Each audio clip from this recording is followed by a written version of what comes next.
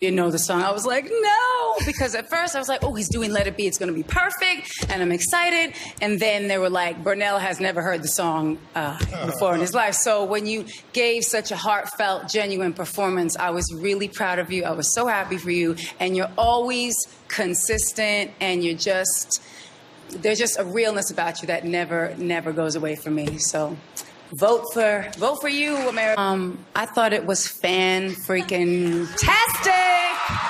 I just had a heart attack. Please vote for Creed. It was really amazing. Lost your mind for a second, Mariah. I agree. I was also going to ask you, like, did you know this song before? Because I personally did not know the song. Did you know it? No, I didn't. You didn't. No. You just answered the question again, but forgive me, darling. Forgive me.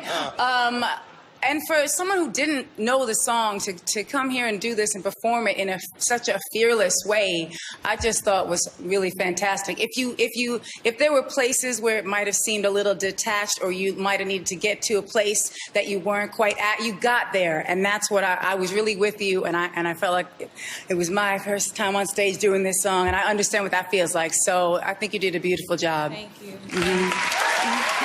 She does. It was like a prize fighter, darling, when I knew that you were doing this song, because I heard you doing the little practice moments with Jimmy, and I heard how high you were starting the song. And I said, oh my goodness, she is going to murder this song. And you did. And the only thing that's ever missing for me from you is when you decide to get even more creative and jazzy and go places that nobody else can go. And I think that's something you have miles beyond anybody else that we're dealing with. So please, please don't stop doing that, because I want to hear it for me. Darling. Hi. How are you? Oh, good, thanks. So, it's so difficult to perform a song written by Lennon and McCartney, because so many people are so attached to the Beatles and just what they meant to the world as songwriters, as a movement, and their artistry, everything. And so I understand what Jimmy was saying when he said it was a big thing for you to be doing this, and I really have to commend you on your bravery. Just every time you stand up on the stage and do what you do and just make it through the song, it's a big deal, and I really have to tell you that I'm proud of you, and I think you're very brave for doing it. To critique this song in the moment, I personally feel like a song that's this intimate and special and beautiful is nice to hear maybe just with an acoustic guitar, and maybe it was a little bit low for you. In my opinion, it could have been perhaps slightly like a half step higher, but again, for me, when I look at you, it's about your courage and your perseverance. I think it's a great song choice.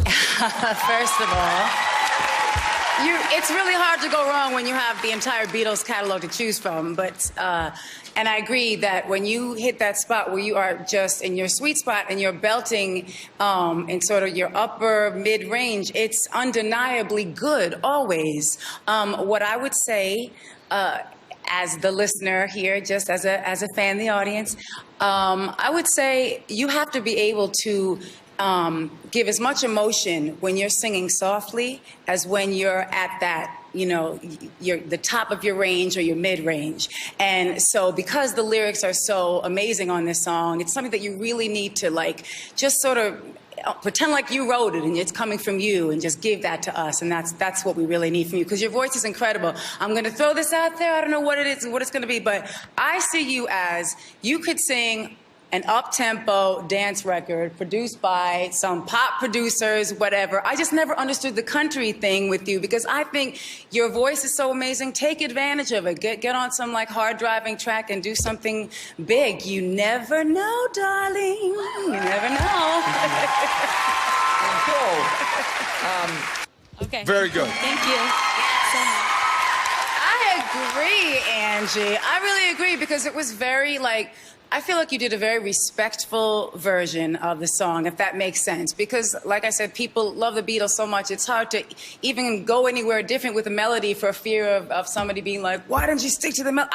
I'm always afraid of that when I do a cover song. That's just me, maybe.